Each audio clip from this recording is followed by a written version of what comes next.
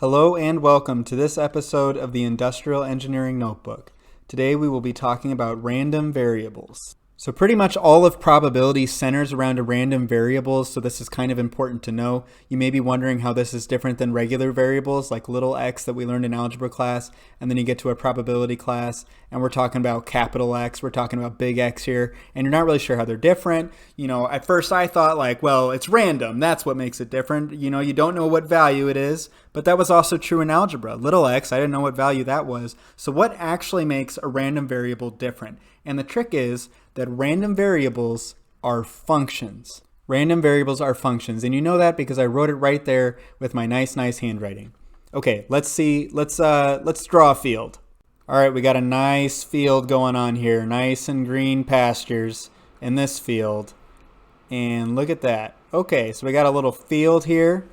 We're gonna drop some outcomes in this field. Just an outcome kind of growing in your field. And I'll just kind of draw a bunch here. There might be a finite number of outcomes in your field. There might be, I'm getting crazy here, but there might be an infinite number of outcomes in your field. In this case, though, I'm not going to draw an infinite number because that would take forever. Okay, cool. So we got outcomes. Now let's do events. An event is just a group of outcomes, and I'm sure we have a whole bunch. So you could make a group of 1 if you wanted. You can make a group of 2. You could make any size group you want, pretty much. You could have a group of all of them. We're so inclusive here. A group of all the outcomes. You can have a group of no outcomes. This lonely guy a little over there. And you know what? Just pretend that I did every possible combination of these in here. I can't, it'd be too hard to draw.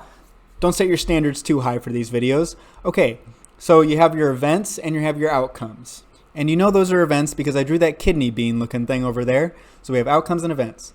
All right, and let's say, this is a little bit of, I'm going out on a ledge here, but let's say you are outstanding in your field. That's you, outstanding in your field. And let's say you're just bored because you're supposed to be getting your homework done, but you're not, so you're bored. And you want to just punt one of these events to a different field. You just want to give it a good kick and see where it goes. Let's do it. So you kick this event right here, and it's flying. And I'll tell you what, it's going to land in a different field. And this field is not like the other field. This field is a one-dimensional field. It's a number line. And on one end, we have 0. And on the other hand, we have, you guessed it, 1. So it's going to land somewhere between 0 and 1. And I bet it lands right there because I said so.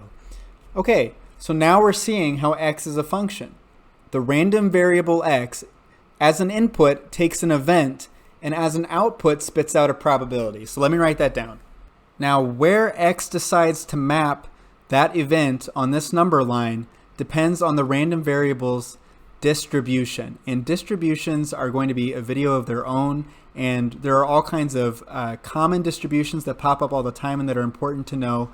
But for a lot of these probability classes, especially the beginning problems, it's pretty intuitive what the distributions are. So if you're rolling a fair die, you know that it's going to distribute it, for getting any one number on the die, it's going to be, your odds are going to be 1 out of 6. It's a pretty simple, even distribution that's kind of intuitive. So just to say all that again, random variable is a function that takes as an input an event in your little field here, and then as an output a probability.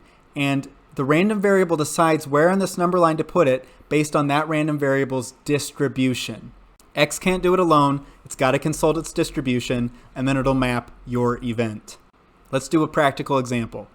This is super simple, but I think it'll put it in context. So you're at a casino and you're rolling a fair die once. So this is not a game at the casino. Clearly you're in a corner because you didn't take your probability class yet, and so you didn't know how to win on the games. And so you're in a corner all by yourself at the casino and you're rolling a fair die once. And you want to know, what is the probability that x is greater than 2, where x is the value of the die? The first step in these simple kind of problems is to just write out all your events. I know it feels silly, but just do it. It's going to help you in the long run. You could roll a 1, 2, 3, 4, 5, or 6. So the probability that x is greater than 2, so the event that we're working with here that we want to map is the event where x is greater than 2. So it's a group of these 4 outcomes here. And we know how a fair die works. We know what that distribution is. And that distribution tells us that the probability of x being greater than 2 is 4 out of 6, which is approximately 0.67 or 2/3. Bam, you're a probability expert now. Congratulations. If you like this video, let me know. Hit that like button. If you want to see more of these videos, definitely subscribe. That's how I know how to keep making more of them, so subscribe if you like it. Also, if you have questions, put it in the comments, and I'll do the best that I can to answer all those questions.